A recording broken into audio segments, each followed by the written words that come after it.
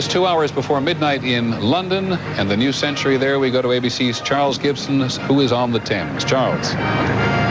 Peter, these are the herald trumpets that were aligned along Tower Bridge, and this is the Queen, who is trying to light a laser, which is going to go across the river to light the national beacon on Tower Hill at the London Tower. And I was beginning to worry. This happened just a few seconds ago, and I was beginning to worry. You remember Bess Truman when she was whacking some ship trying to christen it with a bottle of champagne and the champagne wouldn't break? Mm-hmm. Well, the Queen couldn't get the laser lit very well either. It took a few moments. I'm not sure actually if the flame was going to light the laser or somebody had a little button that they were going to push to help the Queen out, but it did take forever here a few moments ago. It's going to happen here, I promise you. It did work, finally. I thought the thing at this point was burning up, but indeed she got whatever needed to be lit. And then it seemed to go out. They're explaining to the Queen here what's supposed to happen. Even queens aren't fully apprised of these things. And then there's the laser that goes out, lights the national beacon. And this thing, which is about 30 feet long and about 30 feet high, finally did ignite.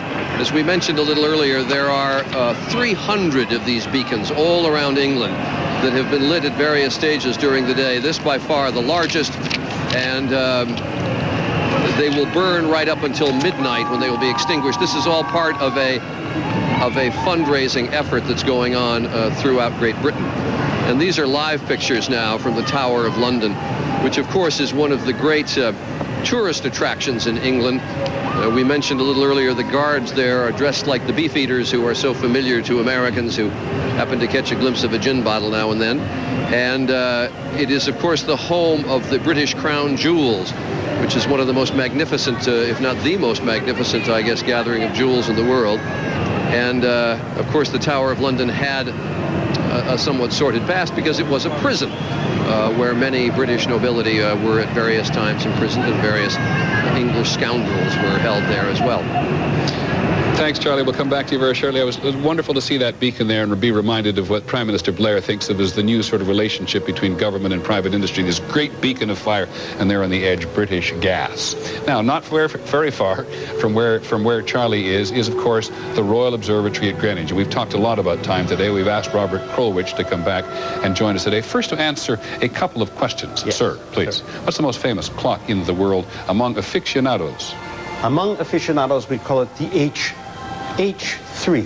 H4, maybe H4. H4, what the heck? We've all been doing trivia this time of year. Name for Harrison. Named for a man who invented the clock that actually made it possible for a sailor somewhere out on the ocean to know where he was left to right, where he was not from the equator, but where he was in the open ocean, east or west. So if we're talking so much about science, why are you standing next to a fishbowl? Because I got a better clock than that. Okay. I have a clock which was the answer to my question, which was, how did people know, since this day is so midnight focused all over the world, I began to think, before there were mechanical clocks, when all you had was a sundial, when the sun went down, who knew what time it was? So when did they think up midnight, and then how did they discover when it was? You're going to tell us. I have my example. This is my example of a Chinese water clock, a concept that was invented about 4,000 years ago. And as you see, it's a bowl of water, or a pot would do, with water, but with this difference. At the bottom, it leaks. So little drips are coming out. Somebody 4,000 years ago filled a bowl like this and took a bowl like this next to a sundial and watched the hour turn on the sundial and made a mark. This is how long it would take water to fall for 1 hour. And then another mark, 2 hours, and so on. Then he took the clock indoors to his house, and then he sat there after the sunset and knew from sunset how long 1 hour, he just wait and watch the water drop, how long 1 hour was, how long 2 hour was, and then at midnight, you know the song, Frère Jacques, Frère Jacques, dormez. Well, Frère Jacques' job was to sit in a monastery and watch waterfall in a bowl. And when it got to be midnight... That's a truly monastic life. Yes, and a dull job. He'd sonner le matin, and everybody would get up and pray. Unfortunately, as we all know, Frère Jacques was so bored by this that he fell asleep, the dormez-vous part. So this clock is a triumphant clock, and it can tell you when midnight was, but it required the Frère Jacques job, maybe the dullest job in the world. So, good clock, bad work. How amazing. And where did it go from there? What's the... Well, from there, it became an alarm clock. Somebody figured out how to turn a water wheel in here so it would ring an alarm so it would sonner le matin all by itself. and then you could wake up to the bell. Cloche, actually, the word clock comes from bell ringing. These are all alarm clocks. The most famous water clocks were in China, were they not? They were. And they became more and more elaborate and more fancy. And there was a one-of-a-kind clock at some point, which was apparently a wonder of the world. The clockmaker died, and we never saw that clock again. And the Chinese emperors, as they succeeded one another, didn't always leave in place what the previous emperor had designed. Exactly. So the art of those clocks was lost. It suddenly popped up again in Arabia. It pops up again in Frère-Jacquesville, I guess, in Western Europe. And it was pretty much the way people kept time for about 3,500 years. So next time we look at our egg timers on the stove, if we're still looking at egg timers, That's and some right. of us are, this is where we get the original idea. Right here. Robert, thanks very much. Welcome. See you with the next one. Robert Krulwich taking a measure of time for us.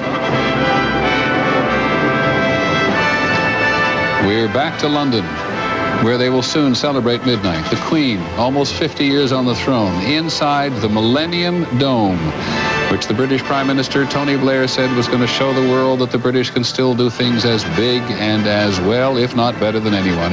And our Charlie Gibson is there as well. Charles? Peter, this dome is in Greenwich. It's about 4 miles down the Thames. And of course, Greenwich so important because it is the center of time. These young people that the Queen has called to the stage are running forward, and they are going to take down a giant curtain which surrounds the Millennium Dome. Here it is coming down, and it will give people the first look at the immensity of this dome. It is a gigantic structure that is along the Thames River in Greenwich. It is the size of 2 Georgia domes, to give you some sense of what it is equal to in this country or in the United States. My favorite stat fact of the entire Millennium, actually, is that somebody said if you turned this over and put it right under Niagara Falls, it would take 12 minutes to fill up. It is a giant theater there in the center. The people are cheering. There are about 12,000 invited guests there tonight. And then it is a theme park all around with 14 different centers that reflect science and parts of British life and faith and medicine and a number of things. It is a participatory place where people can come and tour these various centers as well as see theatrical acts in the middle. We are told that the Queen is going to have a few remarks at this Millennium Dome. She has not said anything today, and this will be her opportunity to give a New Year's message to the United Kingdom. You know, with all due respects to Paris, and it was a fantastic show there, the British say they're going to have a bigger show come midnight than any place else in the world. We'll see if they make good on it. But the Queen will spend midnight at the Millennium Dome with these 12,000 invited guests, and the major fireworks show is going to go on along the Thames in London. And do I understand, Charlie, we're now listening to this New Beginning by John Taverner? Yes, this is a special composition for the new year and for the unveiling of this dome. This project is very important to the British government. It was started by John Major when he was Prime Minister, and he approved it.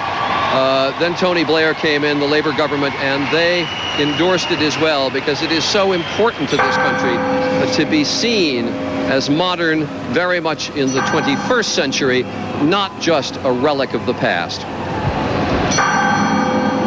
Peter?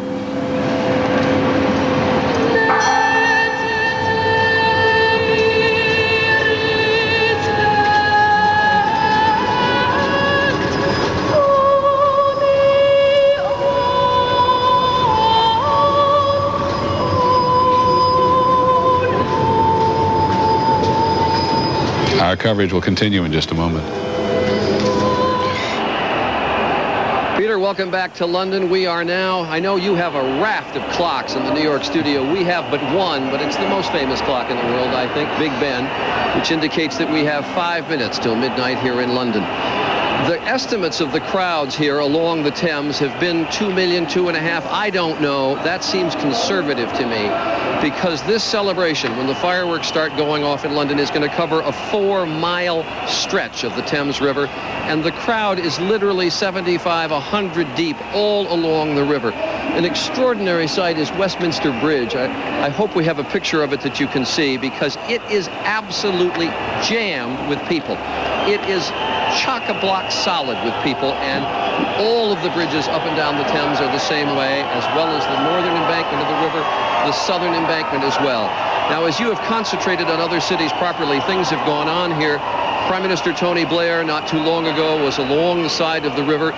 He extended a laser beam which shot across the river and started the Millennium Wheel, or the London Eye, as they call it, this giant Ferris wheel that has been constructed on the banks of the Thames that hovers 50 feet above Big Ben, that is going to be here for at least 5 years.